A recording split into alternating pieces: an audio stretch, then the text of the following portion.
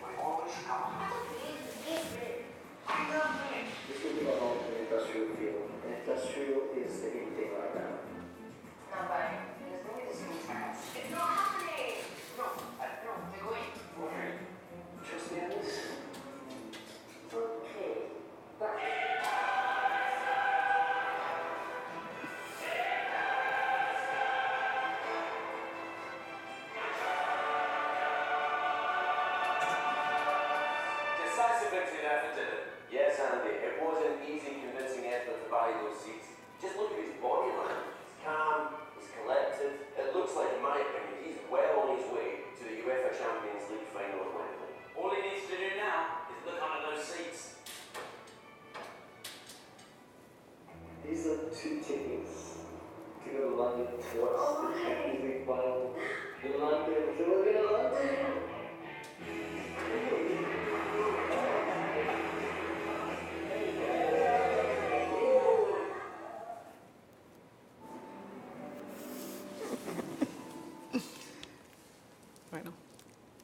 Al final la negociación está en todos sitios, ¿no? Y me parecía una buena forma de arrancar la sesión con algo diario, algo que nos podemos encontrar todos los días, ¿no?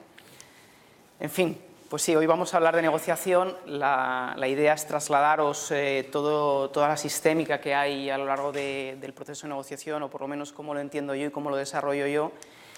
Y empezaremos, pues lógicamente, hablando de qué es negociación, intentando definir algo muy sencillo que está en el día a día de todos nosotros. Hablaremos del método de la negociación, que es fundamental en todo el proceso de negociación. Entraremos en más detalles. Es importante cuando establecemos una negociación poner los límites, hasta dónde vamos a llegar, a partir de qué momento el acuerdo que estamos desarrollando, por la posición o por los criterios de la otra parte, no se realizar y debemos buscar una alternativa. Haremos un descanso más o menos en la mitad de la sesión, yo calculo que será la hora y media, lo vamos viendo sobre la marcha como lo veamos entre todos, de alrededor 10-15 minutos. Podéis interrumpirme en cualquier momento, podemos comentar cualquier caso o situación de negociación que vosotros estéis planteando, que podamos discutir abiertamente o que os apetezca discutir abiertamente. Continuaremos con conceptos que me parecen relevantes en todo el proceso de negociación, que no son particulares de una fase, sino que impactan en todo el proceso y, por tanto, debemos tener en consideración. Finalmente revisaremos un poco los conceptos principales que hayamos visto en la sesión, incluso aquellos que os interesen más o queramos desarrollar con un poquito más de detalle en base a mi experiencia. Yo lo compartiré encantado con vosotros. Finalmente, si queda alguna duda, pues podemos comentarlo. Bien, antes de iniciar la definición y entrar en materia de negociación, sí que me gustaría comentaros una historia bastante recurrente en el entorno de la negociación, y es la historia de las mellizas y la naranja. Tradicionalmente la gente lo adorna un montón, y que si es de la época medieval, que si es hindú. Yo lo voy a hacer muy sencillo. La historia real es de dos niñas que discuten en un patio por una naranja. Dos mellizas de alrededor de 12 años que con el ruido que generan despiertan al padre. El padre se levanta, va hacia ellas, ve que discuten y les pregunta por qué discuten. Y ambas dicen que por la naranja, quieren la naranja. Bien, las dos quieren la naranja, solo hay una. El padre, típica decisión salomónica, divide la naranja en dos, le da media a una y media a otra. Hasta aquí todos pensaríamos que, bueno, que al fin y al cabo las niñas han conseguido un 50% de lo que buscaban, que parcialmente el objetivo se ha cumplido. Pero una de las niñas coge la naranja, raya la corteza y prepara un bizcocho, y la otra coge la pulpa y tira la corteza. Es decir, las niñas querían una cosa completamente diferente, y en ambos casos podían haber conseguido el 100% de lo que ellas buscaban. Y volvemos o por lo menos vamos a incidir en uno de los elementos que a mi parecer es más importante en la negociación, y es la información. La información es básica, porque la información transformada en conocimiento nos permite, durante todo el proceso, arrancar y tomar decisiones, generar estrategias, planes de acción, que si la información es correcta y está bien estructurada, nos van a facilitar el éxito, o por lo menos nos van a aproximar al éxito. El éxito obviamente no nos lo va a garantizar nadie, pero sí que nos va a dar mayor probabilidad de consecución de nuestros objetivos. Bien, ¿qué es la negociación? La negociación es un proceso por el que dos partes o dos personas tratan de llegar a un objetivo a través de un proceso de acuerdo.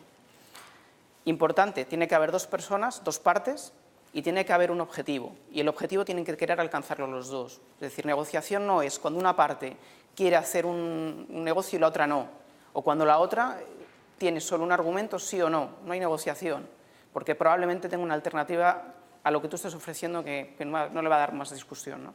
La negociación es un proceso bastante más complejo, y es porque ambas partes están interesadas en llegar a un acuerdo entre lo que da uno y lo que quiere recibir el otro.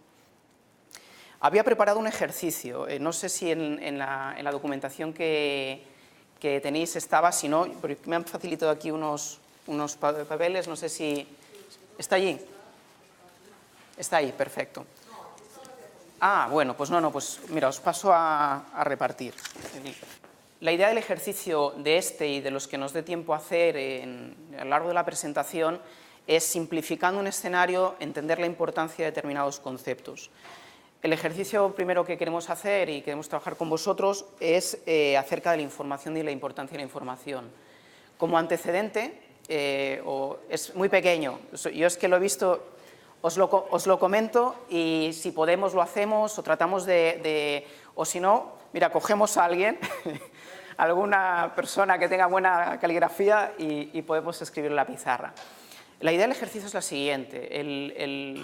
El caso, o por lo menos el cliente en el que nos vamos a basar, es un cliente de banca, una empresa multinacional, más de 50.000 empleados, presente en 10 países.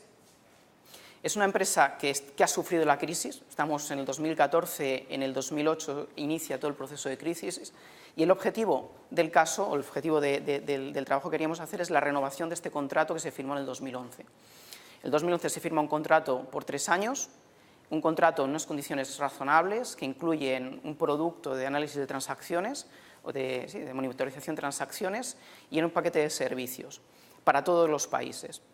Estamos en el 2014 y han pasado cosas. Ha habido una nacionalización de la banca, hay un mayor incremento de los requerimientos a la banca para la capitalización, para la reserva de capital, lo cual hace más complejo el manejo de márgenes para la banca. Y esto tiene un impacto en todos los proyectos, porque se incide, se marcan una serie de directrices desde los cargos directivos que van encaminadas a la reducción de costes y reducción para incrementar el margen. Eso genera mucha presión en los proveedores y en el caso que queríamos comentar con vosotros también lo tiene sobre nuestra compañía, que es la que tiene que renovar el contrato. El objetivo que se marca el cliente es renovar el contrato por 1 año, no por 3 años, reducir la facturación un 5%, incrementar un 20% el uso de los productos que actualmente tiene instalados y firmar por 1 año, como había comentado antes. Nuestro objetivo es llevar el acuerdo a 3 años, no menos de 3 años, incrementar la facturación un 20%. Y mantener, si es posible, los productos, incrementar, si es posible, su uso, o por lo menos facilitar el incremento del uso. No conocemos, obviamente, que la otra parte tiene un crecimiento, tiene planificado un crecimiento del 20% también de su plataforma, y somos conocedores de que parte de nuestro equipo comercial está trabajando en una serie de tecnologías para incorporarlas al banco. Son situaciones o posiciones completamente diferentes. O sea, la pregunta aquí es... Exacto. ¿Incrementar el uso? Un 20%. Reducir el coste un 5%.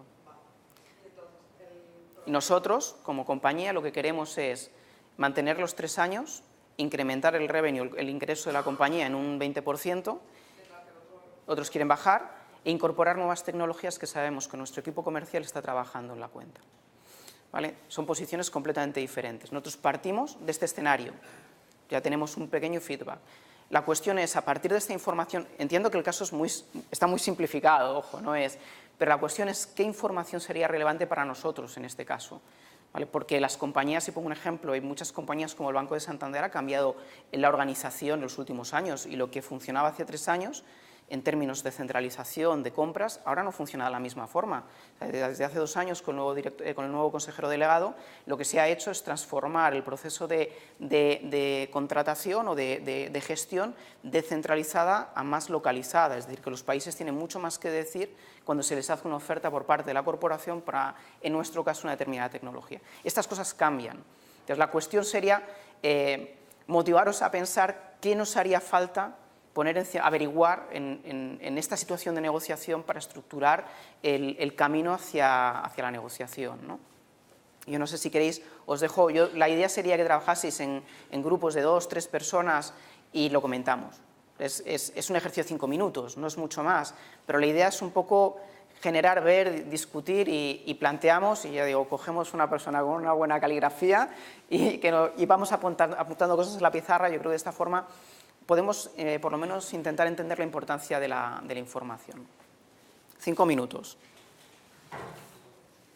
¿Qué habéis puesto vosotros? ¿Qué información consideráis relevante? Hombre, a nosotros nos llamaba un poco la atención, pero si él estaba en nuestro grupo, el hecho de que... Por eso.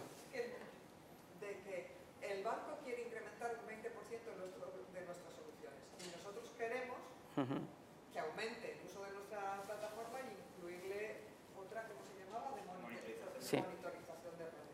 Entonces, es posible que ahí haya un punto de intersección, de intereses, digo yo. Entonces, la información que tendríamos que validar, que la información que nosotros tenemos dentro del cliente en términos de nuevos proyectos está suficientemente madura en proceso de venta de nuestra compañía como para incorporarla a la negociación. Ese sería un punto de información que necesitamos, ¿no? Y saber un poco cuál es el uso que ha hecho el banco durante estos 3 años. O sea, una auditoría o una auditoría y... ¿Se sabe ya por el contrato? No, no se sabe. La mayor parte de las compañías de software, no sé cuántas personas trabajáis en software aquí. ¿Cuántas compañías con las que trabajáis miden el número de licencias instaladas? No, pero no las miden. No.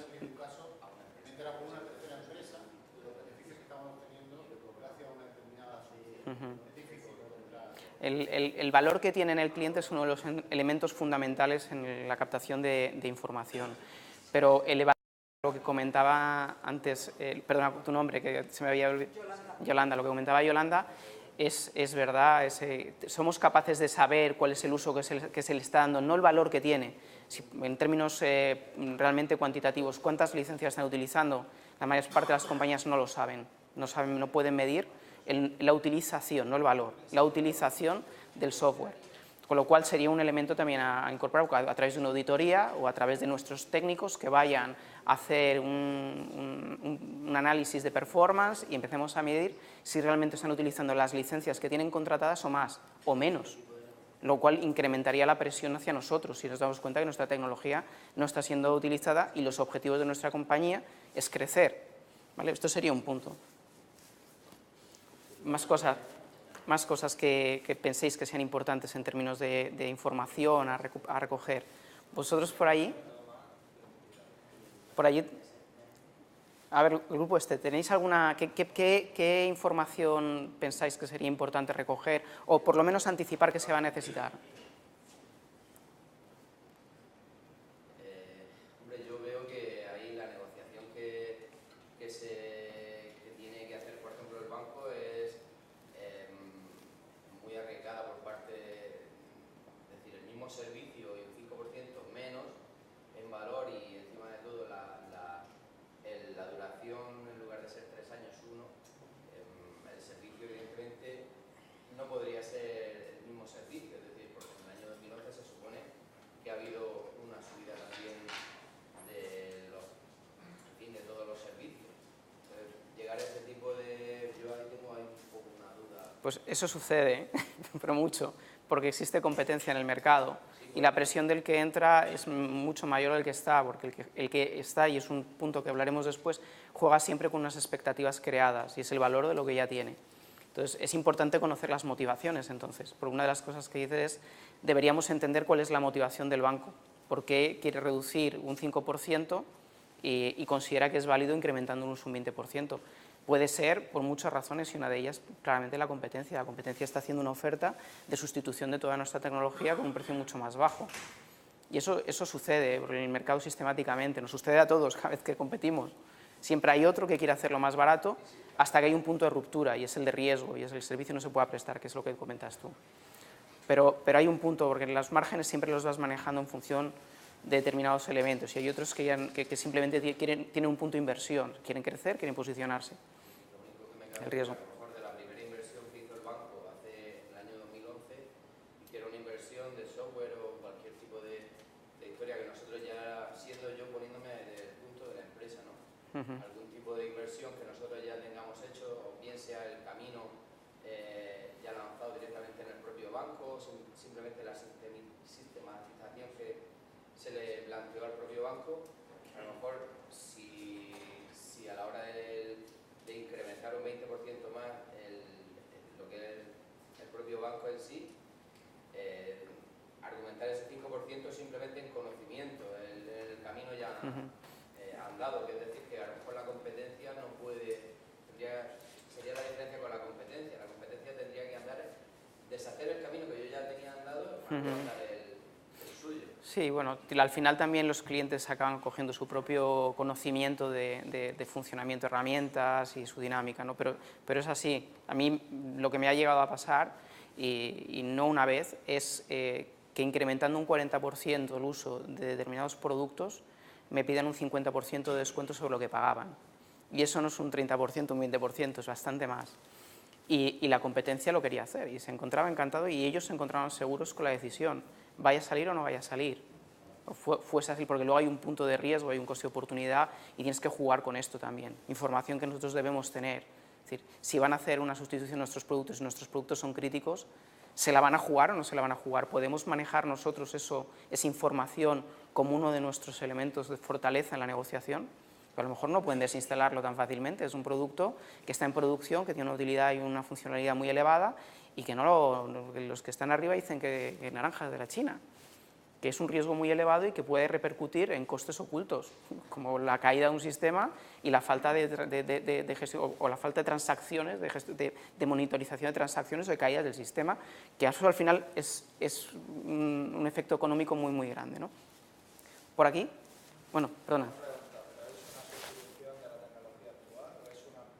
No, en nuestro caso es una ampliación. La cuestión es, si quieren reducirlo un 5%, si estamos en competencia o no estamos en competencia. Ya. Yo lo digo porque mi primera pregunta lógica sería, vale, pero mismos modelos que se te instalaron hace 3 años, modelos nuevos, porque si son los mismos modelos, y siendo que creo que es de Cisco, lo que se instaló en 3 años, no ha bajado un 5, ha bajado un 20%, lo que valía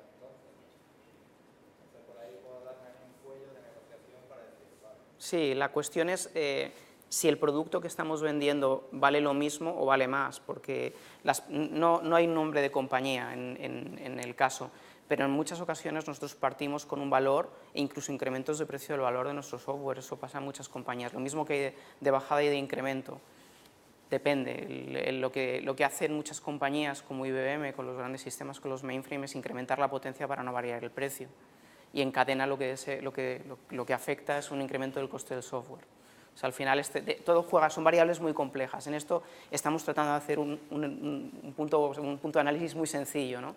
Es, si costasen lo mismo, si quieren pagar menos, ¿qué tenemos que averiguar para entender qué motivación tienen y si es viable o no, o somos fuertes o no somos fuertes, en qué punto de partida estamos, ¿no? en la negociación. Entonces tendremos que saber cuál es nuestra competencia y a qué nivel de desarrollo. Si hay competencia, ¿quién es? Claro, es así. Si hay competencia, ¿quién es? ¿Quién está rondando? Porque normalmente hay. ¿Alguna cosa por allí? Sí. Si tú quieres averiguar cuál es la objeción para, en primer lugar, bajar de 3 años a 1 año. Dividiría el problema en dos, intentaría, cuando hubiera resuelto eso, ir a otro. ¿Por ahí atrás? Nosotros habíamos planteado, primero en vez de 3, irnos a 1 año y por objetivos ampliable a 3. O sea, conceder al banco 1 año, en el caso de que se cumpliesen unos objetivos o un habituamiento del software, llegar a 3. Yo, por lo que comentas del software, no sé si en la empresa hacemos un I+D de nuestro producto o lo modificamos. Creo que sí, ¿no? Intentaría unos cursos de formación o modificar tanto el programa para que la gente se habitúe tanto a su uso que luego no quieran cambiar. Lo complicado y difícil que es dar formación a todo un banco, todo el personal para un sistema de gestión y lo complicado. Entonces intentaría hacerlos como clarificarlos un poco, hacer un software que ellos tengan que aprender, que les paguen formación. Una vez ya los tengo cogidos, pues se han cumplido los objetivos y no creo que quisieran cambiar. Entonces podría volver a hacerlo. Eso sucede, cuando tienes productos muy metidos en el sistema, como comentábamos antes, si consigues que tu producto está muy metido en la producción, es muy difícil que salga. Lo cual no es imposible, o sea, la competencia siempre existe, la cuestión es a qué coste. Y ese es el riesgo. ¿Por aquí alguna cosa? Una de las cosas que habíamos barajado es intentar averiguar lo que vale para la empresa nuestro producto, o sea, cuánto dinero. El valor real, el valor percibido de ellos, sí, sí. Es muy importante. ¿Cuánto le ahorramos? Ah, bueno, también cuantificarlo, es muy importante, muy importante. ¿Alguna cosa más por ahí detrás? ¿Tienes? ¿No? Bueno, yo mi operativa a la hora de recoger la información es básicamente analizar cuáles fueron las variables más importantes de negociación del anterior contrato. Recojo toda la información que tengo en el anterior contrato, todas las variables, incluso las económicas, las concesiones contractuales, y miro cuáles son los objetivos del cliente de esta nueva renovación y cuáles son los objetivos que plantea mi organización, que pueden ser diferentes de los que tenía anteriormente.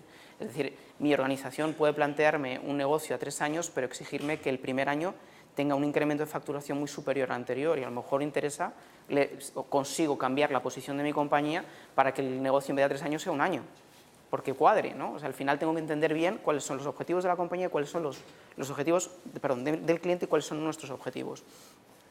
Yo miraría una segunda cosa después, es cómo está la organización del cliente. La organización también cambia, las directrices cambian, la estructura cambia. Averiguar cómo es la organización y cómo ha variado me parece también muy importante, porque ahí tenemos criterios también de decisión.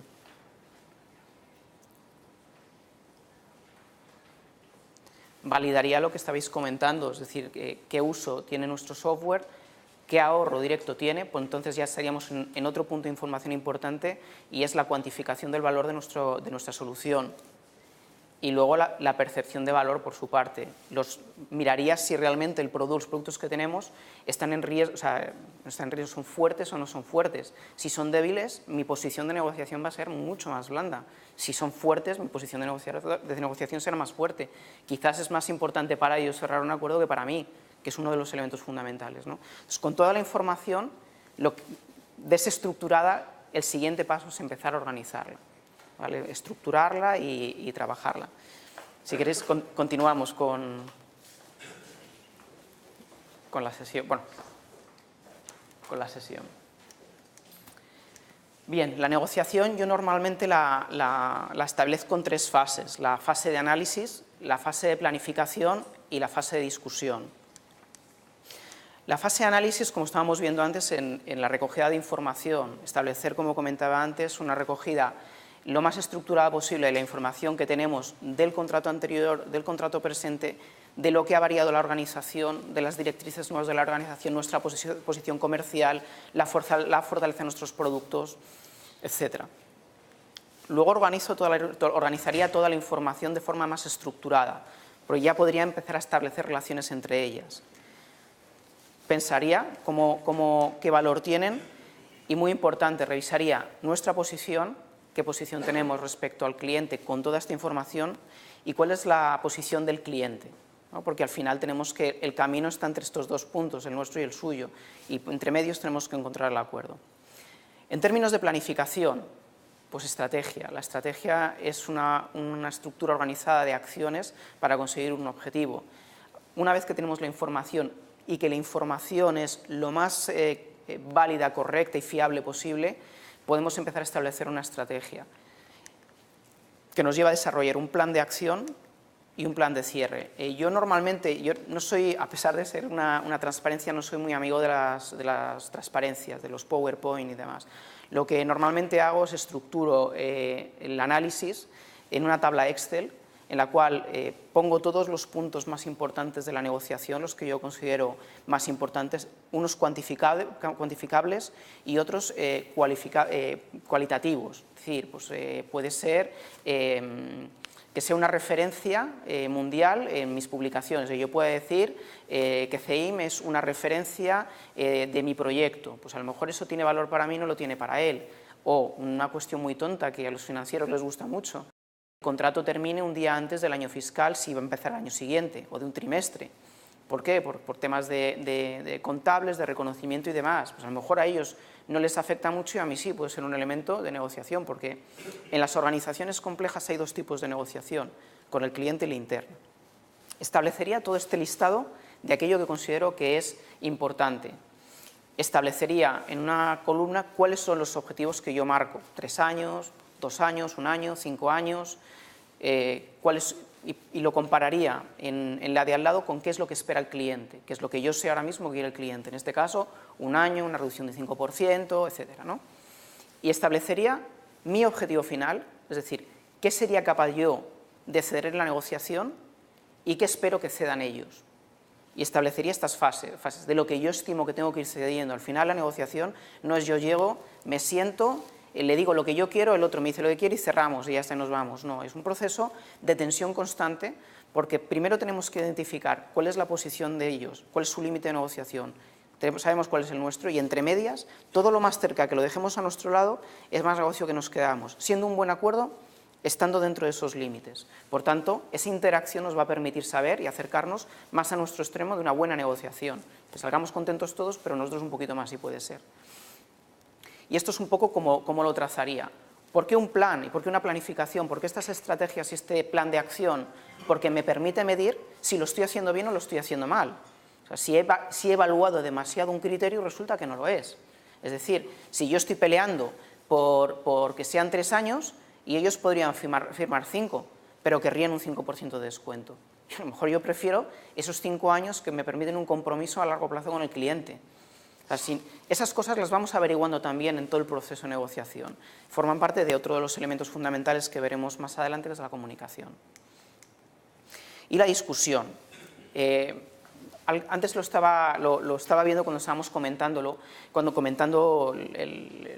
qué punto de partida en la información necesitamos para empezar a construir la negociación.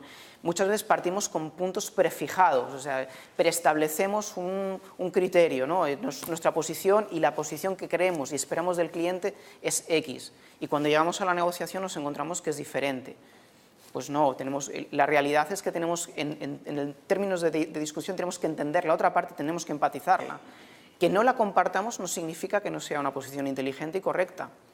Pero incluso si no la compartimos y no es correcta, no debemos por qué implicarnos emocionalmente y destruirla. porque romperíamos la negociación. Cuando tenemos que intentar empatizar al máximo, entender cuál es la posición y llevarlo bajo unos ciertos criterios para que entienda por qué la nuestra es válida y que la nuestra, siendo válida, también es válida para ellos. Y la comunicación, como comentaba antes, que la comunicación, diría, es prácticamente transaccional, está en todo el proceso y es muy, muy, muy importante.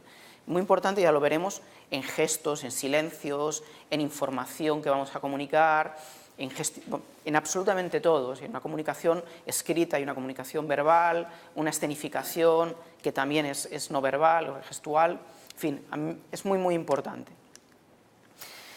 Dentro del proceso de negociación hay un método o un análisis que a mí me parece muy, muy, muy interesante, es el proyecto Harvard de negociación. Esto está desarrollado en Harvard, se hizo un equipo específico para trabajar sobre el conocimiento de la negociación y establecieron una serie de premisas que a mí personalmente cuando las leí me parecieron muy, muy interesantes y me gustaría compartir con vosotros. La primera es separar la persona del problema. Al final somos personas las que nos sentamos a negociar, afortunadamente, pero siendo personas tenemos que entender que lo que se traslada o el problema que se puede generar o lo que estamos discutiendo no forma parte de la persona lo está discutiendo.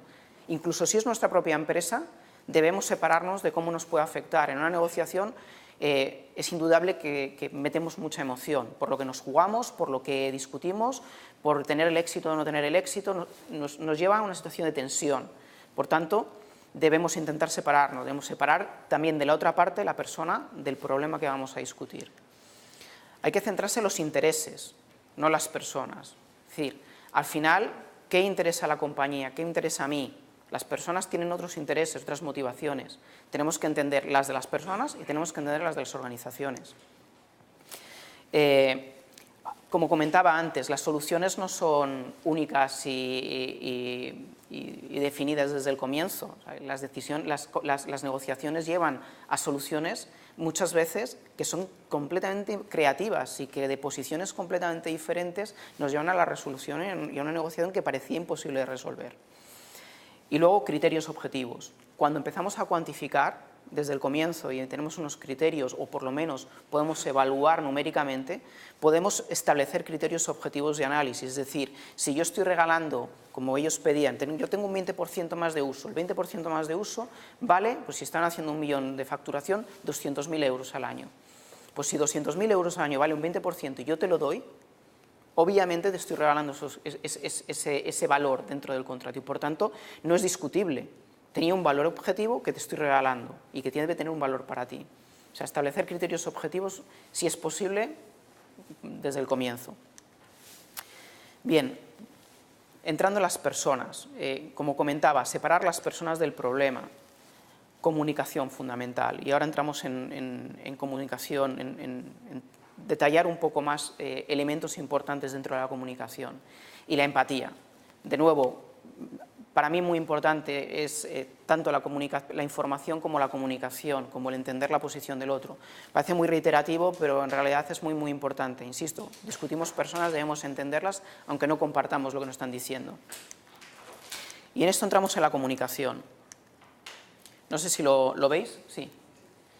Siempre que hablemos tenemos que hablar con un propósito, o sea, no podemos hablar por hablar. En una negociación, cuando nos sentamos a hablar con la otra persona, debemos saber qué es lo que queremos transmitir. Y para eso, insisto, hay que volver hacia atrás, hay que preparar las reuniones, hay que llevar la información estructurada y hay que hablar con un propósito, con un objetivo. Todo lo que digamos y lo que vamos a transmitir debe estar en nuestra cabeza, debe tener en nuestra cabeza un objetivo.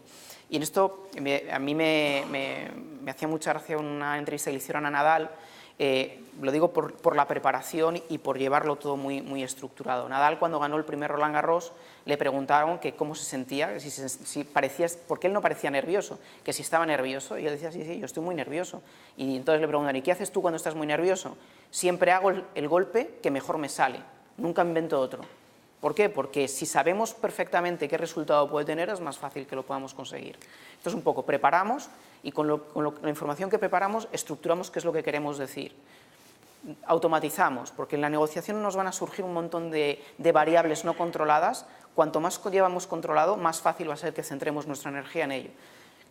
Yo no sé vosotros, yo todas las negociaciones voy nervioso, no voy histérico, pero voy nervioso. Sabéis que hay una curva de rendimiento, la curva de rendimiento establece que en el punto álgido de tensión te permite el mayor nivel de concentración, de agilidad.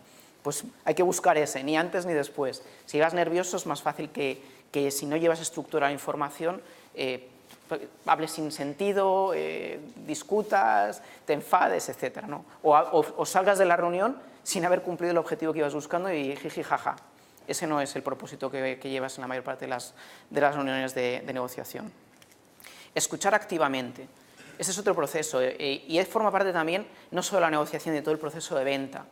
Hablar y hablar y hablar es un problema. Lo más inteligente siempre es escuchar. Escuchar qué es lo que necesita el otro, escuchar qué quiere, preguntarle, hacer como decíamos antes, con cierto propósito, qué es lo que queremos nosotros averiguar, pero hay que escuchar. O sea, el 90% del tiempo hay que escuchar. Gestionar el silencio es también muy importante. Cuando estás en una reunión, mantener el silencio, saber callar, o sea, aguantar este impasse en el cual quieres decir algo, la tensión te llama a decir algo y esperas a que el otro hable primero, es fundamental, porque va a darle al otro una imagen de que tú tienes fortaleza y control sobre lo que estás diciendo. Como comentábamos antes, que hablas con un propósito y que le escuchas. Y cuando no tienes nada que decir, no tienes nada que decir, punto. No hay que hablar siempre, no tienes por qué saberlo todo. Y esto Groucho Marx decía que es mejor estar callado y parecer tonto que hablar y demostrarlo. ¿Sí? Si no sabes, te callas, esperas, escuchas y sigues a la siguiente. Y punto, ya se resolverá. Controlar las emociones. Esto lo hemos comentado antes. Llegas a una negociación, estás nervioso, pues lo que tienes que intentar es controlarla. Hay formas muy artificiales. Mi recomendación es intentar, en todos los procesos de negociación, respirar, concentrarte, tener seguridad en que has preparado el escenario de negociación de forma adecuada y visualizar que te va a salir bien. Y de esa forma yo creo que es lo que hacen la mayor parte de los deportistas de élite. Visualizan que van a hacerlo bien, pues tú visualizas que lo vas a hacer bien y te da un punto de tranquilidad al afrontarlo. Muy importante controlar las emociones. Ignorar las negativas injustificadas. Comentamos antes con la empatía. Hay veces que uno dice, no, pues es que no me da la gana. Pues no te da la gana, ¿por qué? Porque no me da la gana. Mira, entiendo que no te dé la gana, pero en toda acción hay un propósito. Me tendrás que decir por qué no se puede hacer de esta determinada forma. Entenderle y llevarle hacia su punto, pero no aceptarlo, o ignorarlo directamente. No entrar en ello. Las otras personas a veces también se ven controladas por sus emociones y por sus negativas. Han podido tener un mal día. Lo ignoras, ese punto queda fuera en esta reunión. Siguiente. Gestionar la comunicación no verbal. Y en esto, en una mesa de negociaciones, incluso cuando entras en una mesa, y una de las cosas que hago cada vez que entro en una reunión, en una reunión que no es una sala de reuniones, que es el despacho de algún directivo, es preguntar antes de entrar, preguntar dónde se sienta. Lo primero, primer gesto. Pues si llegas y te sientas en donde se sienta él, todos somos muy maniáticos, igual no le gusta. Llegas, preguntas. La siguiente es sentarte. Nada más sentarte, saludar mirando a los ojos. Comunicación gestual, seguridad. No tienes miedo de que él sea el que pague y tú el que quieres cobrar. O tú el que quieres vender y él el que quiere comprar. Hay veces en que entramos en negociaciones en una situación de más o menos. No. Las negociaciones, como comentábamos antes buscan un único objetivo, el de ambos, diferentes puntos de vista, pero el mismo objetivo. Por tanto, son negociaciones de uno a uno. Nos sentamos, miramos, escribiendo. Si hemos terminado la negociación, hemos visto que está bloqueada, una cosa tan sencilla como cerrar un cuaderno y poner un bolígrafo encima, está enseñando a la otra parte que no vas a seguir con la negociación, que así, de esa forma, no vas a seguir. O sea, hay muchos elementos que le están haciendo entender a la otra parte lo que tú quieres que se entienda, ¿vale?, dentro de la negociación. No tener prisa, fundamental. No hay prisa. La prisa la te puede tener él, pues entonces fenómeno, que lleve el ritmo, porque entonces estaremos recogiendo una mayor cantidad de información, entendiendo mucho mejor la situación. Nunca hay que tener prisa, no hay que demostrarlo, aunque la tengamos, porque el tiempo es un factor clave en todas las negociaciones. Y respetar los límites ajenos y defender los propios. Volvemos otra vez a la empatía. Es muy insistente, pero de verdad que para mí es muy importante. Porque además te ganas un punto de respeto. La otra parte va a entender, respetas lo que él dice y va a respetar lo que dices. Es un quid pro quo moral, ¿no? Y en este punto hay 3 formas de manifestar las comunicaciones: agresiva, sumisa o asertiva. ¿En cuál queremos estar nosotros? Porque todo lo que veamos, lo que hemos visto antes, va a determinar si queremos enfrentarnos porque pensamos que vamos a llevar la razón y vamos a ir con una negociación muy agresiva. Si pensamos que vamos a perder mucho y vamos retirándonos y dejándole campo al otro, es decir, hasta el punto mínimo en el que nos resulte razonable y digamos, sí, bueno, pues vamos a negociar y hemos perdido todo nuestro margen de mejora respecto a la posición, el umbral mínimo, o somos asertivos, intentamos entender la posición del otro, las motivaciones del otro, defender las nuestras y buscar un punto de equilibrio que maximice el éxito de la negociación. Intereses. Otro de los puntos que comentábamos en el proyecto Harvard de negociación. Hay que centrarse en los intereses y no en las posiciones. Conocer objetivos y motivaciones. En esto yo insisto también, hay veces que las motivaciones, incluso nuestras respecto a la negociación, no coinciden con las de nuestra organización respecto a la negociación. Y un ejemplo puede ser, para vosotros que sois empresarios, vuestra organización y las necesidades de éxito y de venta que podáis tener en un determinado proyecto y la posición que podéis tener vosotros personalmente respecto a la persona, al cliente, que sea un amigo, un conocido, una persona referenciada. No queréis quedar mal, pero necesitáis que vuestra compañía cierre con el máximo de éxito posible. Entonces, hay que entender bien las motivaciones, de la otra parte lo mismo, ¿vale? Esto es fundamental, objetivos nuestros, los objetivos de la otra parte, que los puede tener. Y muy importante, las opciones de beneficio mutuo. Antes comentábamos cuando estábamos estableciendo qué es lo que queríamos, cuál es el acuerdo al que queríamos llegar. Estábamos pensando, en vez de buscar información, uno de los ejercicios que hemos hecho anticipándonos es buscar la solución, ¿no? Y esto es lo que nos sucede muchas veces, que inventamos opciones, o sea, inventar opciones no es natural. De forma natural nos sale, esto es así, o sea, es muy sencillo, es muy impulsivo. Hacemos juicios prematuros muchas veces, o sea, de la solución que estamos proponiendo, incluso soluciones que pueden ser muy creativas, automáticamente tienen un juicio creado, o un prejuicio. Solemos buscar respuestas únicas, como si una solución solo tuviese, o sea, un problema solo tuviese una solución, y no es verdad, hay muchas soluciones. Presuponemos un valor fijo dentro de la negociación, o dentro del resultado, de la propuesta que queremos hacer, no suele haber casi nunca un valor fijo. Y pensamos en solucionar su problema, no el problema. O sea, pensamos que el problema no es nuestro, no. Cuando él tiene un problema lo tenemos nosotros y cuando nosotros tenemos un problema lo tienen ellos. Y es así como lo tenemos que hacer, como lo tenemos que entender. ¿Qué debemos hacer? Pues separar el acto de inventar opciones, de crear opciones, del de juzgarlas, y uno de ellos es el brainstorming. El brainstorming lo que hace es pone un montón de soluciones y luego ya las evalúas, pero sin ningún tipo de prejuicio estás lanzando la mayor parte de las soluciones, y es un ejercicio espectacular en términos de generación de soluciones, de propuestas. Ensanchar las opciones que se encuentran en la mesa, en lugar de buscar una única respuesta, intentar buscar varias. Yo lo que suelo hacer cuando preparo una negociación es establezco diferentes escenarios de negociación. O sea, y me imagino intento imaginarme todos los posibles escenarios que se me vienen a la cabeza, con 2 objetivos. Primero, intentar anticiparlo, y segundo objetivo, evitar la tensión que me puede provocar una situación de incertidumbre. ¿Vale? Si tengo todos los escenarios, seguramente serán variaciones de algunos escenarios, y ahí sí tengo flexibilidad para poder hacerlo. Yo soy una persona en esto bastante limitada, no soy rápido de pensamientos, cuanto más preparado lo llevo, mucho mejor, y por tanto me permite generar estos escenarios, varios, muchos, una mayor flexibilidad a la hora de poder alcanzar el acuerdo. Buscar beneficios mutuos, objetivos, o sea, todo el mundo siempre habla del win-win y demás. O sea, si hay una negociación que se lleva en la que yo salgo bien y tú sales mal porque te estoy coercionando a una solución, o como comentábamos antes, porque tenemos un producto muy fuerte en el cliente y sabemos que no lo van a desinstalar y estamos haciendo abuso de poder, en esa gano yo, en la siguiente no vuelvo a tener cliente. Y aquí todos estamos, si es posible, para hacer negocios durante muchos años. Y si es posible con el mismo cliente, y si es posible incrementar nuestra posición dentro del cliente, de él y de otros muchos. Y finalmente inventar formas de hacer que sus decisiones sean fáciles. Pues ¿cómo?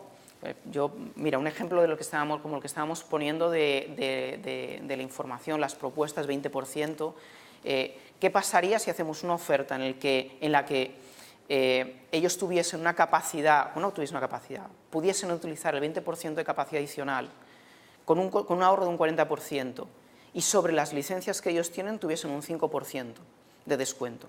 Imaginemos previamente que lo que tienen ellos está imputado a gasto y el resto es inversión, es decir, son dos partidas diferentes y ellos sí pueden, si hemos hecho bien nuestro trabajo y averiguamos que tienen inversión, o sea, presupuesto de inversión, somos capaces de bajar el presupuesto de gasto, que es lo que están buscando, un criterio lo estamos ajustando, metemos nueva inversión con una rebaja de un 20% sabiendo que ellos tienen un crecimiento del 20% y metemos nuevos productos por un 40% de descuento.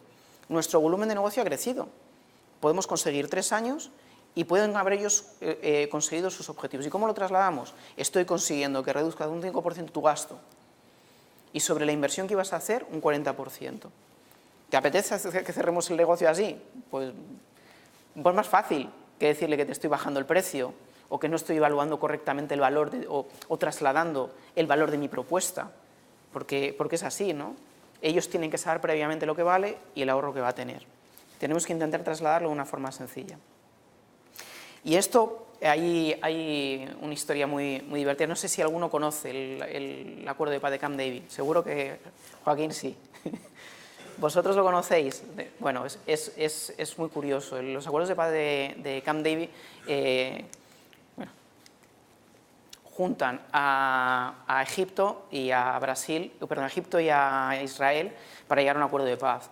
Israel intenta ser invadido por algunos países africanos y asiáticos, árabes, perdón, y en este impasse, en esta guerra, pues seguro que me va a regañar Joaquín porque seguro que lo sabe más detalle, lo que hace Israel es invadir el sur de Egipto. Entonces, en esta situación se encuentra Estados Unidos con dos aliados estratégicos en una guerra. Entonces, trata de llegar lo más rápido posible a un acuerdo de paz. La posición de Israel es: no voy a aceptar que nadie me ataque en mis fronteras, por tanto, invado y separo lo más lejos posible la frontera de donde está mi población. La situación de Egipto es: me tienes que devolver mi territorio, no es tuyo, es mío. Posiciones aparentemente irreconciliables. Son ahora mismo, o sea, se firmó el acuerdo de paz. ¿Cómo se llega a esa solución? Bien, de una forma muy curiosa, moviendo las situaciones, entendiendo los criterios. Israel no quería volver a recibir ninguna amenaza más de guerra por parte de Egipto, y Egipto quería recuperar su territorio. ¿Y cómo lo resuelven? Devolviendo el territorio a Egipto, desmilitarizando la zona. Es decir, Egipto no puede tener ni una sola pistola en una franja del territorio próximo a Israel. Es mover las posiciones. Situaciones aparentemente irreconciliables llegan a un punto en el que te permiten romper y llegar a un acuerdo de paz. Pero es curioso, firmado y tutelado por Estados Unidos. Y ya sabemos que en Israel le importa un pito que sea Estados Unidos que lo tutele. Si le cuadra, le cuadra, y si no le cuadra, no le cuadra. Continuamos con los puntos que estábamos hablando antes referentes al proyecto Harvard de negociación. Los criterios. Bueno, yo en esto también me trato de mover durante todo el proceso de negociación desde unos criterios lo más éticos y morales posibles, y uno de ellos es encontrar criterios justos e imparciales. ¿Por qué? Porque cuando nos estemos moviendo por emociones o nos estemos discutiendo posiciones, si tenemos criterios objetivos nos van a poder permitir tomar decisiones sin ser impactados por variables que no están encima de la mesa, ¿no? Para mí, criterios justos e imparciales es un elemento fundamental, hay que buscarlos e intentar encontrarlos. Procedimientos justos, lo mismo. Negociar con criterios objetivos, es un poco reiterativo. Y para ello debemos formular cada asunto como si se tratara de la búsqueda conjunta de criterios objetivos. La negociación nos tiene que permitir que al final el objetivo, que es el mismo, esté alineado entre ambas partes. Insisto, siempre va a haber un punto de tensión entre un extremo y el otro, porque vamos a intentar maximizar nuestra negociación, dejarlo lo más próximo a nuestro lado. En este punto tendremos que intentar objetivarlo, tendremos que demostrarles el valor de nuestra herramienta, demostrarles el valor económico de la ganancia de lo que estamos presentando, o, como comentabais, bueno, cualquier valoración. No vamos a entrar en más detalles, pues si no se nos hace muy largo. Y no ceder a la presión, únicamente al principio. O sea, la presión de yo porque sí, me lo vas a hacer, mañana me tienes que dar respuesta, no. Solo si es necesario. Es decir, establecer un proceso lo más lógico y correcto posible. Pasamos a los puntos, a los límites de la negociación. Yo esta es la última parte de la primera sesión, yo creo igual necesitamos todos un descanso, o sea que lo voy a decir un poquito rápido, pero es una parte bastante importante. Los límites de la negociación lo que van a marcar es en qué momento el negocio que estamos haciendo ya no es válido, no nos interesa. Y eso tiene que ser desde el comienzo. Y un ejemplo puede ser si nosotros vamos a comprar una casa y tenemos varias casas que estamos viendo, unas nos gustarán más y otras nos gustarán menos. Y algunas nos gustarán más y estamos dispuestos a pagar más por ellas. Pero habrá una que nos gusta y que es mucho más barata y que si esa no se ajusta en un determinado precio, nos llevará a la siguiente alternativa. El punto en el cual, en la negociación de la casa que nos gusta, el precio no baje hasta el punto que consideramos razonable en la distancia con el anterior, ese margen es el que determina que la negociación que estamos iniciando ya no vale y deberíamos saltar al otro. Pues ese es el límite que debemos establecer. Y para ello es ser factible, práctico y atractivo. Debe tener un umbral mínimo, que es este que estamos marcando, y a partir de ahí existe un valor de reserva que es lo que podemos negociar y hacia lo que podemos llegar. Cuanto más bajemos en una negociación de la compra de una vivienda o de la venta de un producto, cuanto más se ajuste a lo que nosotros queremos conseguir, mejor, pero tenemos un umbral, que es el que se decide. El umbral normalmente va entre el valor que ponemos nosotros en una negociación y el que pone la otra parte. Y la zona de acuerdo es esta, la que estaba comentando, el valor entre los dos puntos. Vamos a saltarnos, yo creo que el ejercicio, si no lo hacemos un poco más tarde, en función del tiempo que vayamos teniendo. No sé cómo lo veis vosotros, Fran. Sí, pues pasamos esto, lo hacemos después. Y simplemente revisar antes del descanso. Es muy importante responder a estas preguntas. ¿Qué es lo que está en juego? ¿Cuáles serán las recompensas derivadas de este esfuerzo? ¿Cuáles son nuestros objetivos en la negociación? Fundamental, hay veces que iniciamos negociación sin tener claro cuáles son nuestros objetivos. ¿Cuáles son los objetivos de los que se encuentran enfrente? ¿Cuál es la información relevante? O sea, lo que decía antes, yo muchas veces establezco información que creo que es muy relevante y en el proceso de la negociación me doy cuenta que no lo es. Tenemos que validarla, tenemos que cambiarla, tenemos que ser flexibles. ¿Y con qué alternativa externa contamos en caso de no llegar a un acuerdo? Este es el umbral a partir del cual, el límite mínimo a partir del cual debemos dejar la negociación. Si no nos vale, no nos vale, no vamos a perder más el tiempo, ignorando incluso el esfuerzo que llevamos gastado. Y descanso. Y ahora volvemos en 10-15 minutos, ¿os parece? Bueno, para la segunda parte, que es un poco más conceptual, no sé si queréis que el ejercicio que habíamos dejado aparcado lo hagamos o queréis que hablemos de algún caso concreto vuestro y trabajemos sobre todo yo el ejercicio que quería hacer era en términos de posición, de cuáles son las posiciones, que a veces son encontradas. Lo que comentábamos antes del acuerdo de paz de Camp David es un poco esto, ¿no? Si que tenéis vosotros alguna situación de negociación enfrentada que aparentemente es incompatible o queréis discutirlo, o si queréis que sobre el ejercicio que habíamos visto antes en estas posiciones trabajemos en intentar buscar una solución intermedia y generemos soluciones haciendo en algunos casos algún tipo de brainstorming. No sé si queréis trabajar en eso, si queréis que vayamos a un ejercicio vuestro, algo que queréis compartir, o que avancemos en los conceptos y lo dejemos un poco para el final y veamos al final si queréis que trabajemos con algún concepto en concreto. ¿Cómo lo veis? Todos a la vez no, ¿eh? Jueves y 8 menos 20, yo lo entiendo, pero bueno, yo creo que es entretenido también, o por lo menos tratamos de hacerlo, entretenido.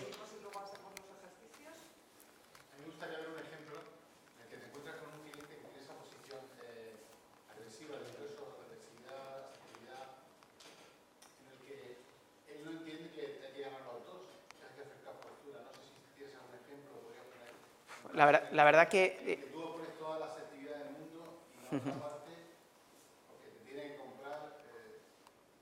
Bueno, a mí me ha pasado que se ponían muy tensos y que no me querían comprar y no ha habido negociación.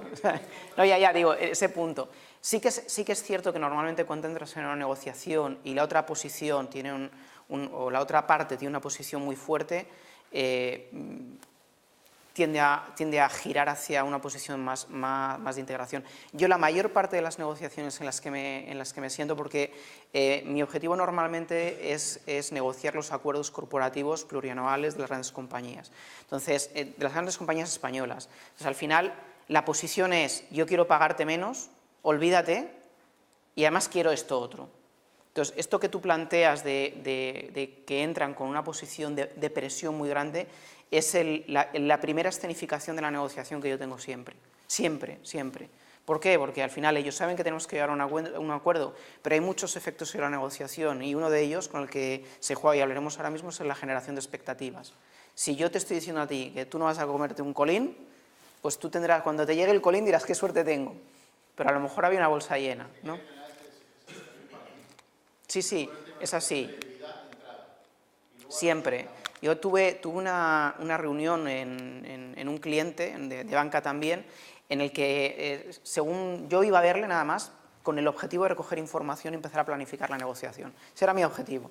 Cuando llegué, había 5 personas en la sala o 6 personas en la sala y 2 en teleconferencia. Y lo primero que me dijeron cuando se sentaron todos es, aquí estamos nosotros, aquí está Patricio que quiere cobrarnos mucho, directamente, y nosotros no lo queremos pagar. Y eso fue como arrancó. Entonces yo, mi objetivo en otro lado. Y en esta situación yo lo primero que dije es, no, aquí lo venimos a reunirnos para conseguir un objetivo que sea beneficioso para ambas compañías. Punto. Y saqué de la personalización, ¿no? Dije, tú vienes, yo vengo, porque ellos estaban personalizándolo. O sea, el juego de ellos era llevar a que yo fuese la persona que me jugaba algo. Y no, yo lo que traté de hacer es cambiar el escenario y poner, no, aquí venimos a un objetivo común, que es que lleguemos a un acuerdo en el que ambas compañías, la tuya y la mía, no nosotros, la tuya y la mía, llega a un acuerdo. Y es un poco como lo cambié. Hay veces que te surgen de esta forma, ¿no? Claro, separarlo, un poco lo que comentábamos antes, separar las personas del problema. Tú no formas parte del problema, tú, incluso siendo tu compañía, tienes que intentar alejarlo la parte emocional. O sea, ¿por qué? Porque es que si no entras en la batalla. Yo he estado en reuniones en las cuales me cogían un papel y me decían, pero vamos a ver, Patricio, esto lo entiende hasta mi hijo. ¿Yo qué haces? Pues yo lo que comentábamos antes, te callas, esperas, pasa el huracán y dices, bueno, y empezamos a discutir esto. ¿Vale? Es un poco la experiencia que, claro, no siempre es fácil, porque que te comes la mesa en la negociación. O sea, tú lo que quieres, y además tienes tus objetivos planteados para esa negociación y para esa reunión en concreto, y te están zurrando según entras, pero vamos, de una forma desconsiderada. Entonces, ¿cómo lo haces? Aquello que no está justificado, como este comentario que te comentaba antes, de hasta mi hijo lo entendería, eso fuera. O sea, no lo entiendo, no me afecta. O sea, 8 veces me lo puedes decir. Vamos a otra cosa. Y cuando se termina, cuando esa batalla emocional, porque eso también es un juego de la negociación, son muchos trucos sucios de presión, de intentar ponerte en una situación de inferioridad y demás, pues lo que tienes que intentar es salir, intentar moverte a escenarios que tú controles. O sea, al final, un poco lo de Nadal al final, ¿no? Dice, ¿cuál haces? El golpe que mejor me sale. Pues te vas a tu posición, lo vas buscando e intentas, oye, por cierto, hasta que vas llevándolo y lo acabas encajando. Hay veces que pues, lo que hay que hacer es levantarse y decir, oye, mira, vamos a avanzar, nos vamos. Si te parece, vamos, intenta salir. A los ojos, con las manos cruzadas. A los ojos, hombre, depende, si me insulta, eso es una falta. Insulto no, si me insulta me voy, directamente. No, a veces dicen que nosotros sacamos la navaja, y dicen, si es que vienes a correr, vienes con la navaja. No, depende de la percepción de la negociación al final, ¿no? Mi experiencia en estas situaciones es tranquilidad, no tengo prisa. Normalmente cuando empiezan con calificativos y con determinadas faltas, cierro el cuaderno y pongo el bolígrafo encima, escenifico que no tengo ningún interés en seguir avanzando.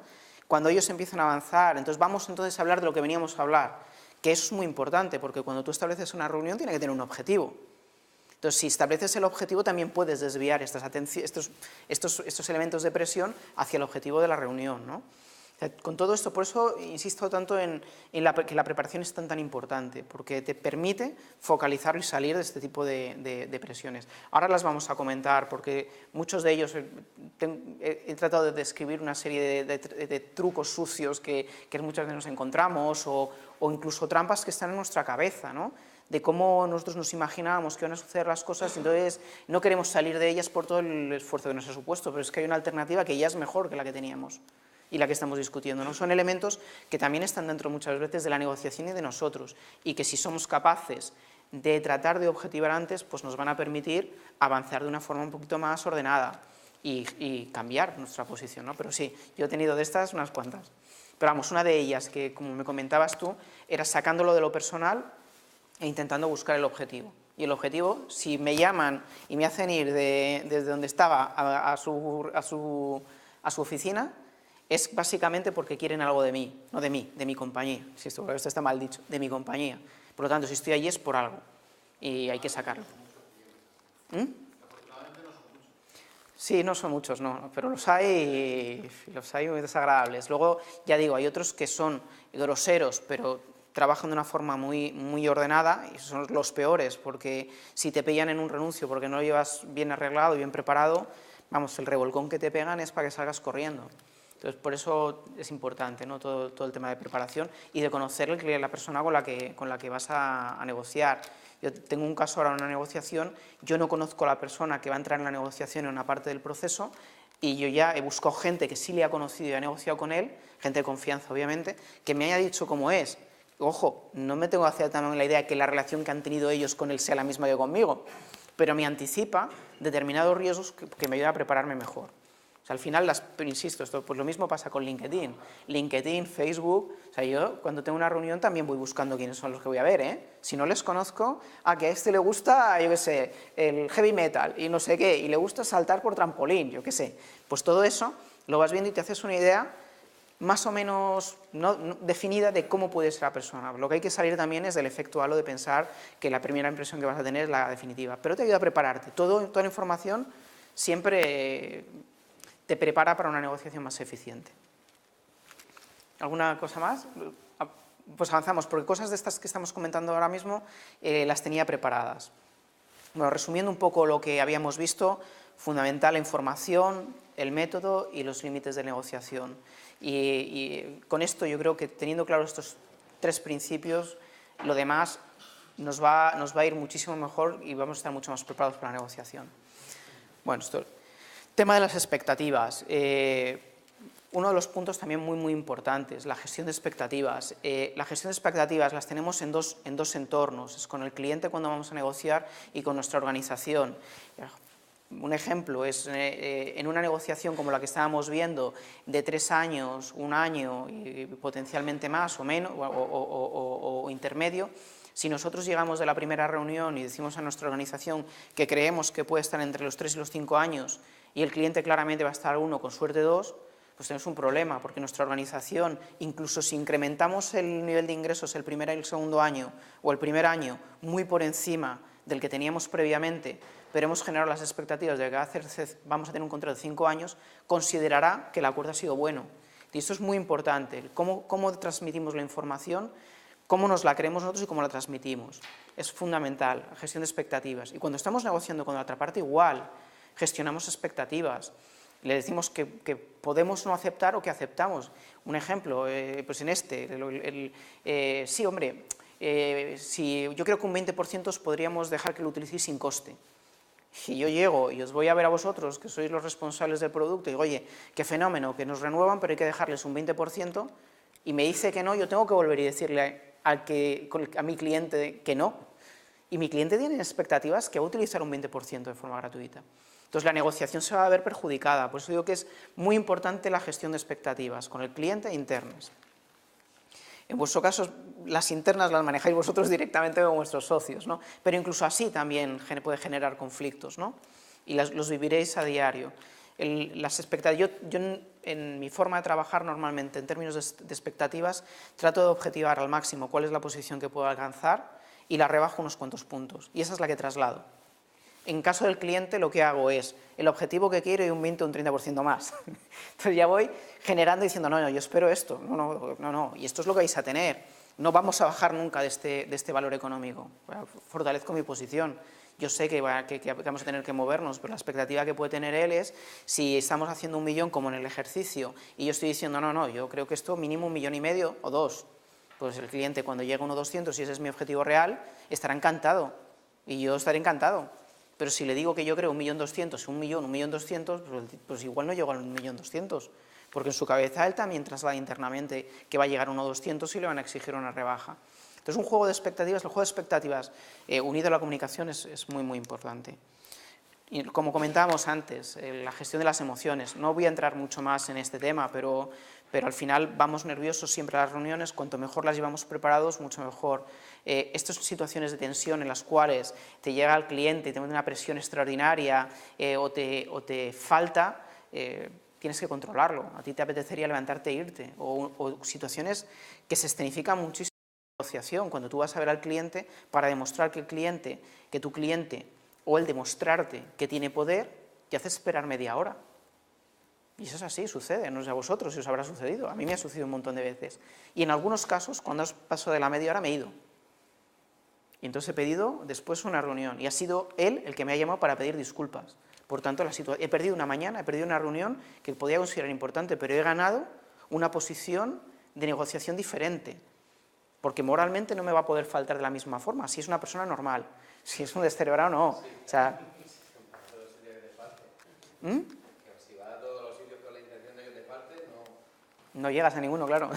No, pero hay gente que es así, pero se escenifica mucho, ¿eh? El hecho de que un cliente te haga esperar de forma sistemática, normalmente es la escenificación de que él es el que manda. Si te está poniendo en una situación de negociación diferente. Entonces, tienes que jugar con ello también, tienes que estar precavido, incluso en algunos momentos también tienes que jugar con escenificaciones de llegar tú tarde, no muy tarde, porque si quieres que te traten bien, tienes que tratar bien, ¿vale? Pero hay que jugar con esto, la gestión de las emociones en esas situaciones también es muy importante. La determinación también es muy importante. La determinación no solo en las fases en la negociación en sí misma, en todo el proceso de venta, cuando hay un proceso de venta anterior, es fundamental. La determinación es, no vamos a aceptar que nos digan no una vez, vamos a seguir intentándolo. Es el juego de posiciones que comentábamos antes.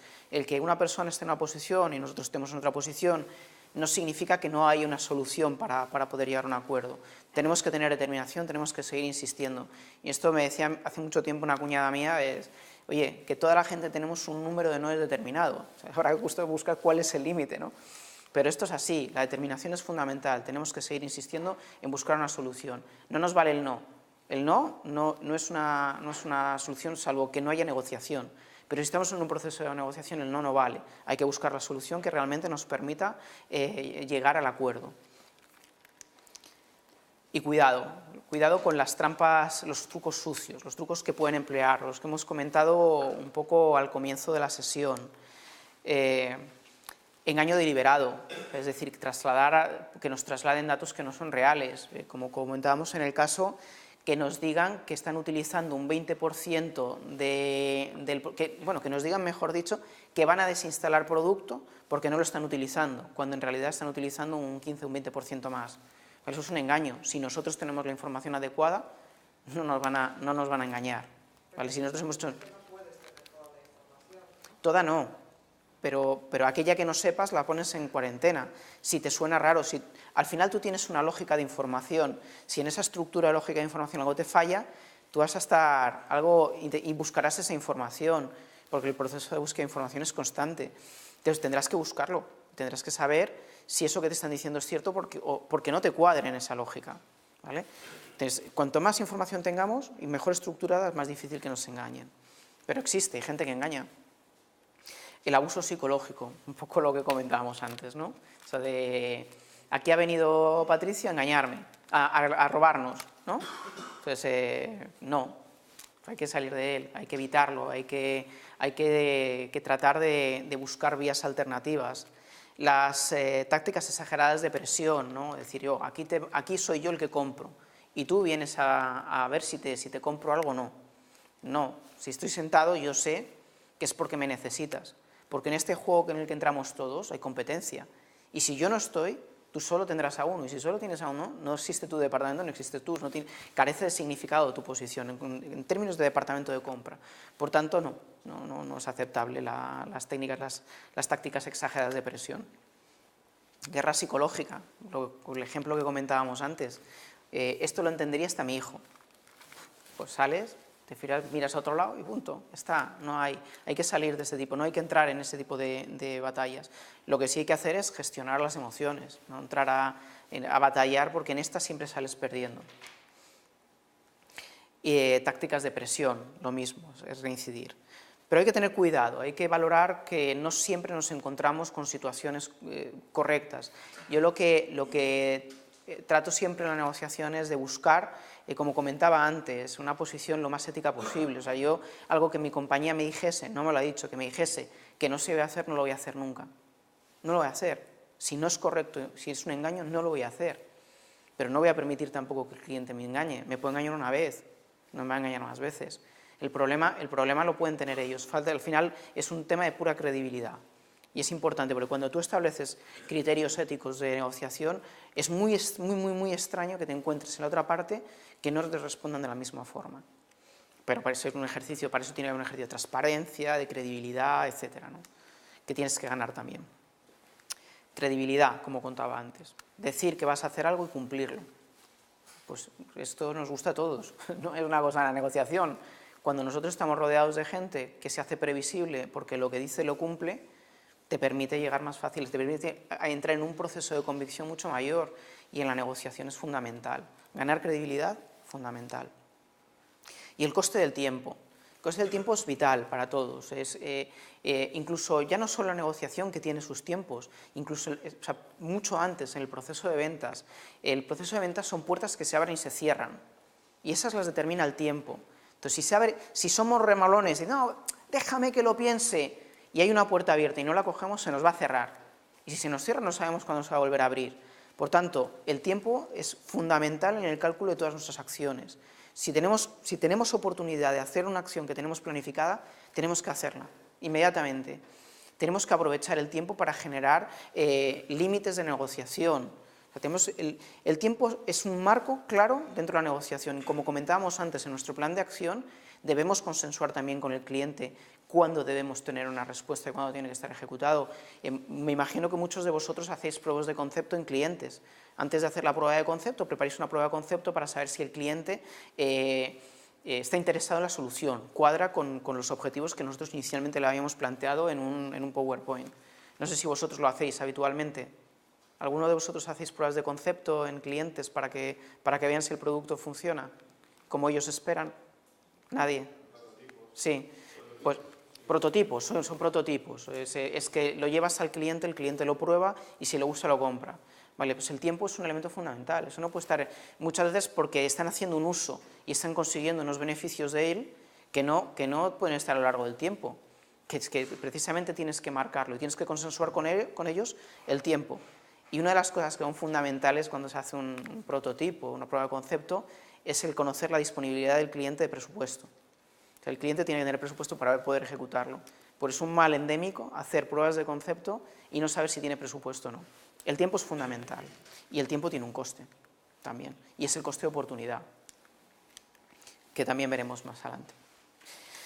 Hay otra historia muy interesante de negociación, que son los acuerdos de paz de París, asociados también a este concepto de tiempo, que son los acuerdos de paz entre Estados Unidos y Vietnam. Estados Unidos necesitaba imperiosamente llegar a un acuerdo de paz con Vietnam y se sientan a negociar la paz entre los americanos y los vietnamitas en París. La primera acción que realiza Estados Unidos con sus negociadores es llevarles a uno de los mejores hoteles de París. La primera decisión que toma el grupo de negociadores vietnamitas es alquilarse una casa, directamente. Bueno, pues el proceso de negociación se alargó extraordinariamente. ¿Qué es lo que qué es lo que hacían los vietnamitas? Cosas tan sencillas como discutir cómo era la mesa de negociación.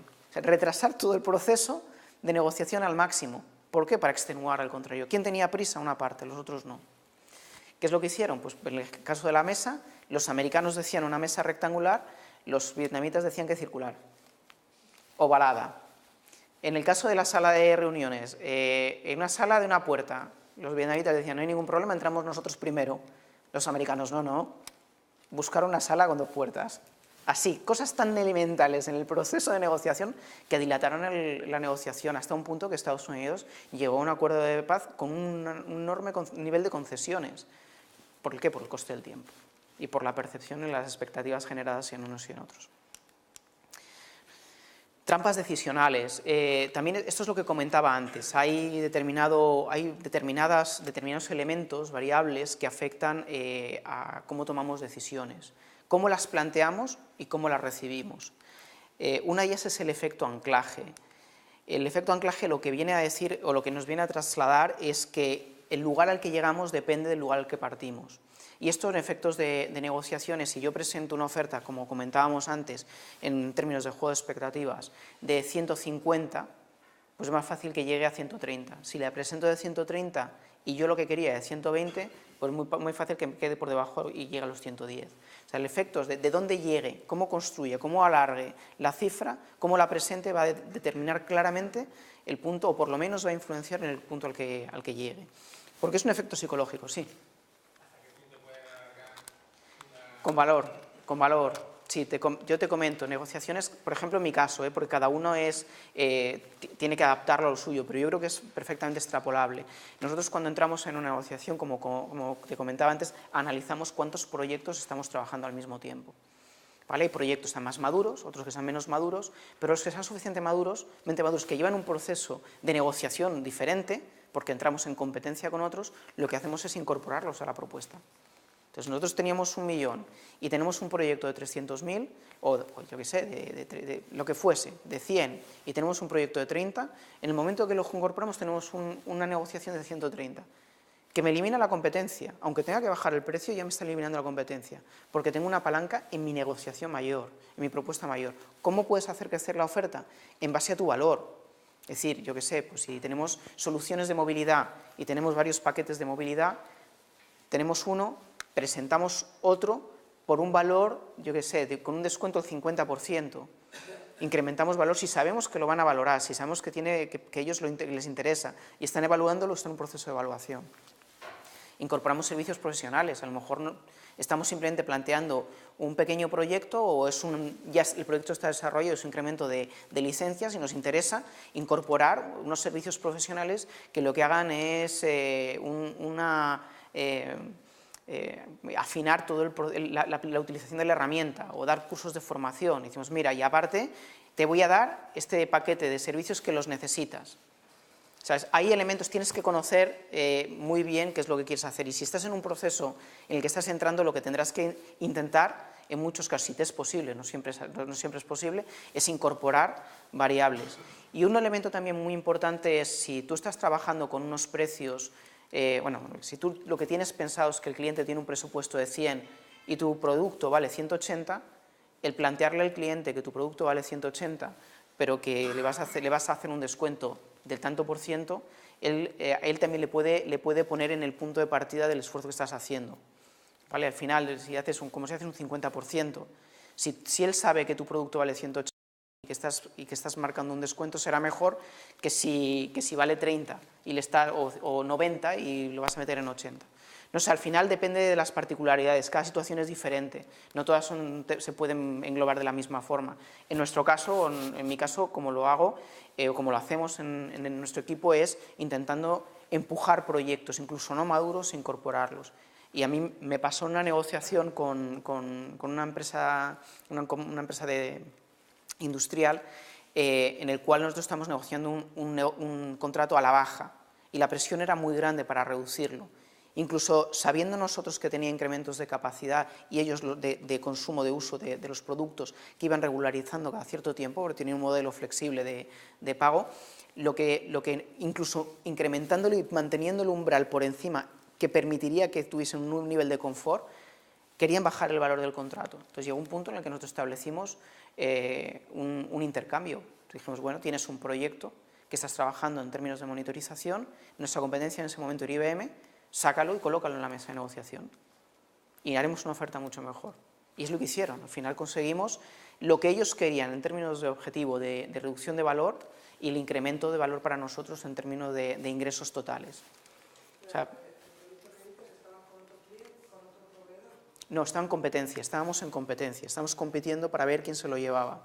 La competencia era IBM, estábamos nuestra compañía y IBM, y lo que hicimos fue sacarlo y colocarlo en la negociación global. Y de esta forma cerrar un negocio mucho más atractivo para nosotros y que cumplía con los criterios que tenían ellos. no estaba maduro, el negocio, o sea, estábamos en un proceso como llamáis vosotros, de prototipo, estaban evaluando si nuestra tecnología cubría los mínimos y a partir de ahí empezaría a llegar todo el proceso de petición de presupuestos y contratación. Entonces nosotros lo que hicimos fue intentar acelerar el proceso de evaluación, llevamos mucha gente técnica para que hiciese toda la puesta en preproducción del producto y una vez que demostramos que funcionaba, incorporarla o por lo menos forzar para que se incorporase en la negociación. ¿El plazo de entrega? Sí, bueno, el software, el plazo de entrega es inmediato, lo que es el proyecto, luego hay un proceso de integración. En el software, la firma del contrato es automáticamente la puesta en disposición del software. No nuestro software, el proyecto de ellos, la evaluación de ellos, discúlpame, no me he explicado bien. Ellos en su evaluación, en su proceso de evaluación, sabes que los procesos es, pues vamos a hacer un piloto, pongo el prototipo en prueba, veo que cumple mis criterios técnicos y una vez que cumple mis criterios técnicos hago un pequeño pliego, lo lanzo hacia compras y que compras, le pongo un precio con mi presupuesto y lo lance. Nosotros lo que hicimos fue ese proceso de evaluación de las herramientas, y en concreto la nuestra, acelerarlo, ver que cumplía todos sus requerimientos técnicos y automáticamente forzarlo para ponerlo en la negociación. Y incrementamos el valor del contrato.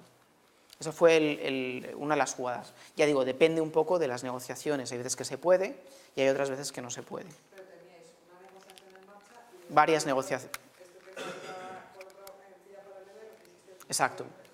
Aceleramos uno para incorporar la negociación. Y más recursos Para acelerarlo. Exacto. Y tener toda la negociación al mismo tiempo. Al final, en cualquier proceso de negociación, cuanto más volumen hay, mucho mejor. Ellos van a tener que negociar igualmente. Si no nos tienen que pagar a nosotros, tendrán que pagar, en este caso, IBM. Y lo que hicimos fue evitar ese juego. Ellos obtuvieron un beneficio en ambas partidas, en la nuestra y en la negociación que estamos llevando y la otra. Cubrían sus objetivos en términos de compras.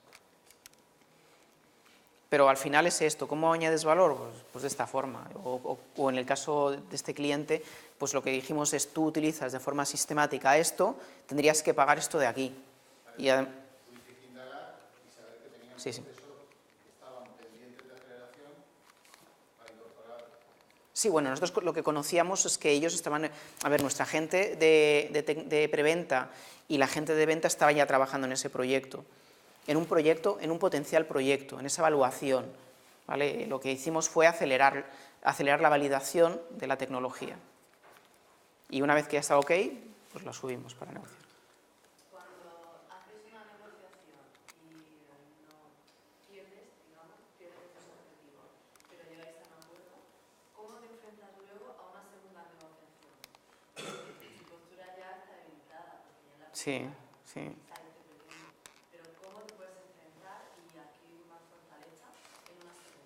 Pues lo primero es que trato de aprender o intento entender por qué mis objetivos estaban mal planteados internos. Es decir, si mi compañía aprueba una negociación que me dijeron que no era aceptable, yo tengo que entender si estaba bien evaluado por mi parte o no. Esa es la primera, porque probablemente había un error mío en la evaluación de los objetivos de la compañía. ¿Vale? Ese es el primero, pero es cierto, es así, y es un aprendizaje. No es, cuando haces una mala negociación, en la siguiente vas debilitado, sí, y es así. ¿Cómo lo haces? Construyendo desde ese momento hasta la siguiente negociación valor tú como persona, la relación con la persona con la que has negociado. O sea, tienes que construirlo todo de una forma diferente, pero es cierto que partes de una situación peor. Pero normalmente lo más importante es un objeto de reflexión, ¿no? Que igual no hemos sabido, o yo no he sabido entender lo que quería la compañía, porque la compañía me ha desacreditado en la negociación. Y eso, pues, en las grandes multinacionales suele suceder, no es ninguna tontería que te desacrediten, porque al final hay otros objetivos arriba que tú no llegas a entender. Por eso es tan importante, en mi caso, porque es una gran compañía, pero en los vuestros es entender cuál es vuestro límite, cuáles son los objetivos. En la mía es que si yo no entiendo qué hay por arriba y qué objetivos tienen, puede llegar a suceder que me desacrediten en una negociación porque a ellos les venga bien, pero no era lo que previamente se había establecido. Pero sí, estoy completamente de acuerdo. Hay otro efecto y es el de los costes sumergidos. Y en esto es un error en el que caemos también de forma sistemática. Cuando llevamos mucho esfuerzo invertido en una negociación o en una venta o una preventa, tratamos de pensar que lo tenemos que cerrar como sea, que ya hemos empleado tanto tiempo y tantos recursos en ese proyecto que tenemos que cerrarlo, que no hay otra forma. Y en cambio, si hemos hecho bien nuestros trabajos, nuestro trabajo puede ser que el límite de la negociación que habíamos establecido esté ya rebasado, porque hay otras alternativas mejores. Y esto es lo que hay que romper. Y esto, un ejemplo muy visible es el de la bolsa. En la bolsa va perdiendo una compañía el valor de las acciones, tienes que salir cuanto antes. Yo qué sé, el ejemplo que me viene más rápido a la cabeza es el de Bankia. Bankia estaba bajando las acciones una barbaridad, el que no salió tenía acciones que eran papel, que no valían nada. O sea, hay un punto en el que tienes que entender que tienes que salir porque si no vas a perder mucho más, o porque tienes una alternativa mucho mejor. Y eso hay que tenerlo claro, y esto está también en nuestra cabeza, y la forma de intentar prevenirnos de ello es, de nuevo, haciendo muy bien nuestro trabajo previo, el trabajo de casa, saber cuál es nuestro umbral mínimo, y a partir del cual pues, no nos interesa seguir negociando, por mucho esfuerzo que hayamos desarrollado, porque además hay otro elemento que es el coste de oportunidad. Si seguimos allí y seguimos perdiendo el tiempo, estamos perdiendo una oportunidad de venta o negocio en otro lado. Y finalmente el efecto marco.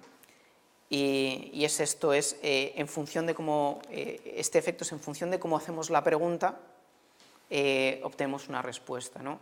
Y en una negociación puede ser, te va a costar 100 o vas a tener unos ahorros de 50%, de un 30% sobre tu presupuesto.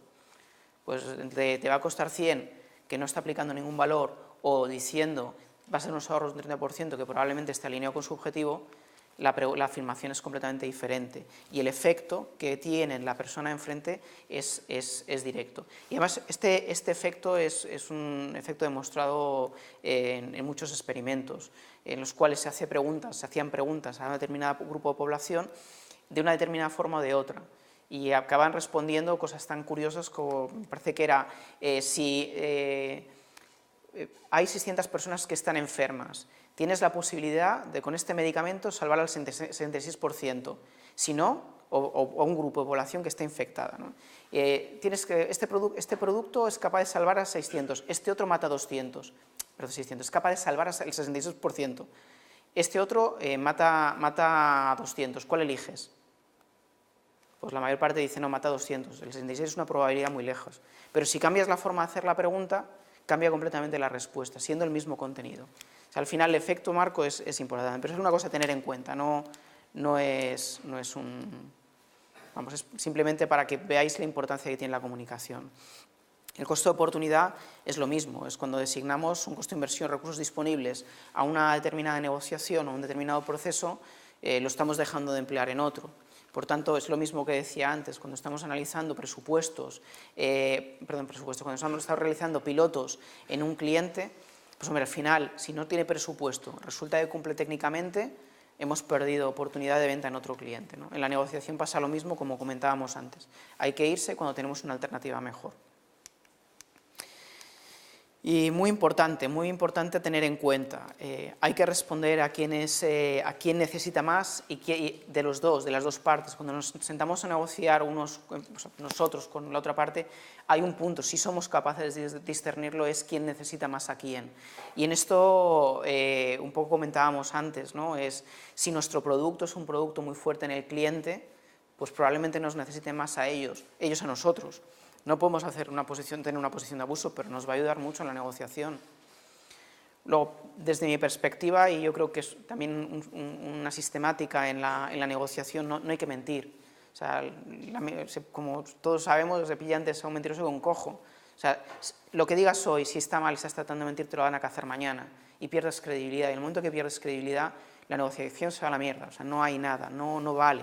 Desaparece la negociación porque pierdes la credibilidad absolutamente.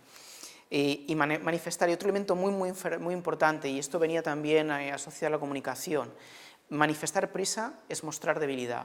O sea, nunca demostremos, por mucha prisa que tengamos, por mucha ansiedad que nos genere, nunca demostremos prisa, porque automáticamente ellos van a percibirlo y van a forzarnos a reducir nuestras expectativas de una forma radical. Y esto sucede, por ejemplo, cuando termina el año fiscal, estamos en los cierres famosos y necesitamos meter proyectos como sea. Si ellos perciben que tenemos prisa en el cierre, nos van a exprimir hasta la saciedad. Y a lo mejor a nosotros nos interesa más el doble en enero que la mitad en diciembre. Por tanto, oye, a mí me interesa mucho cerrarlo en diciembre, pero depende de en qué condiciones. Si no, tendrá que esperar a enero. Es muy, muy importante. Había preparado otro ejercicio. No sé cómo vamos de tiempo, qué queréis que hagamos. Sí. Bien, yo casi diría, o yo no sé si porque de trampas decisionales realmente, yo casi lo diría, lo podemos hacer de forma dinámica, porque lo que sí podemos hacer es en grupos mirar en situaciones que tenéis vosotros de negocio, qué trampas decisionales veis que podrían estar dentro de esas negociaciones o estas ventas que estáis realizando. Quizás sea más divertido. Yo lo había preparado respecto a esto, pero parece más divertido si es algo que es vuestro. Entonces, si queréis, podemos repasar un momentito de las trampas decisionales. Los mismos grupos que estábamos antes, lo que hacemos es que hacemos un ejercicio con un ejemplo de una persona del grupo y de las trampas decisionales vemos dónde puede haber alguna que estemos incurriendo y la comentamos. ¿Os parece? Pues nos damos 5 minutos para hablarle, otros 5 para discutirlo. Con 5 minutos lo habléis entre vosotros, lo ponéis a limpio y nos ponemos con ello. Pues yo creo que por la hora que es, y yo creo que ya estáis un poco cansados, yo iba a pediros 2 cosas. Bueno, comentar un poco el resumen de toda la sesión del proceso de negociación, análisis, planificación, discusión, los 4 conceptos básicos que comentábamos del proyecto Harvard de negociación, personas, intereses, criterios y opiniones, y los puntos que yo creo que son importantes a considerar dentro de la negociación: la comunicación, expectativas, credibilidad, emociones, determinación, tiempo y las trampas decisionales. Un poco por tener vuestro feedback, sí que me gustaría, si queréis comentar algún tipo de conclusión, alguna conclusión. Somos muchos, igual se hace un poco largo, pero si alguno queréis trasladarnos vuestras conclusiones de la sesión y ver qué os ha parecido, pues podría ser interesante. No sé si queréis alguno comentar algo que os ha parecido. Lo más importante es el tema de enfocar las negociaciones asertivamente, ¿no? Intentar, yo qué sé, que eso es una cosa que no siempre eres capaz de hacer o tienes esa... Sí, entender un poco la posición del otro, ¿no? Que el otro también se juega algo. ¿Vosotros alguien más? ¿Algún comentario? No digas que os habéis olvidado de todo. También es interesante el tema de extraerse de lo personal y llevarlo a la compañía, al negocio, junto con lo de trabajar. Lo enlazaría con lo que Joaquín comentaba el otro día, ir a las ferias un día antes y todo. Conocer un poco antes. Trabajarlo antes todo, absolutamente todo. A mí me hubiera gustado escuchar más casos de la experiencia. Sí. Sí. Vamos a intentar enmarcar un poco, pero también ya algún nombre de competencia se me ha escapado, pero es complicado porque toda la información que está sujeta a cada una de las negociaciones es confidencial de la compañía, entonces tengo que extrapolarla, sacarla, jugar un poco con ella para poder trasladaros más información, pero vamos, estoy a vuestra disposición para cualquier aclaración que queráis. Dejo mi dirección de correo electrónico por si queréis mandarme algún mail o tenéis alguna duda. Yo encantado, o a través de Joaquín y de Fran. Una última pregunta sobre el horario para tener una reunión. ¿Qué horario consideras que es el mejor para plantear una negociación? Yo, personalmente, primera hora de la mañana, porque estoy más fresco que por la tarde. Pero yo personalmente, pero cada uno tiene se tiene que conocer a sí mismo, ¿no? Que por las tardes se tiende a errar más, a incluso mentir, o proponer, o decir que el producto hace o no hace no sé qué cosa, que luego no la haces, y tiendes a patinar más en la... Bueno, estás más cansado, ¿no? Al final llevas todo el día trabajando y aunque tienes más tiempo para prepararlo, si no has tenido el día anterior la oportunidad, pero yo siempre trato de tener las reuniones por la mañana y trato de que nunca sean después de comer, pero no siempre depende de mí, porque al final tienes que llegar a un punto de acuerdo, ¿no? Y depende de la prioridad, hay veces que tiene que ser a las 7 o a las 8 de la tarde, porque es muy importante, porque tienes un factor tiempo que te está presionando, pero vamos, si puede ser, para mí es a primera hora, si puedo gestionarlo. De nada. Pues muchas gracias a todos. Ha sido un placer compartir la experiencia con mi experiencia con vosotros y bueno, pues espero que os vaya muy bien y que tengáis mucho éxito.